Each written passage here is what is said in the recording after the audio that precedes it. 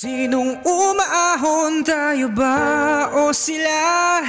Mga ngiti nila habang nakalubog ka pa. Saan napuntang bulsa? Pinaghirapan kong mga barya. Minumulto na ng mga pangako nyo.